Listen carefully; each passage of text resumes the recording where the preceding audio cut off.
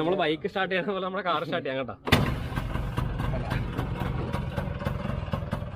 നമുക്ക് ഇത്തിരി ഇങ്ങോട്ട് മാറ്റി വെച്ചാലേ ഇത്തിരി ഇങ്ങോട്ട് നമുക്ക് ശരിക്കും കാണാൻ പറ്റുമല്ലോ. കയ്യിലെടുക്കാൻ പറ്റുമല്ലേ?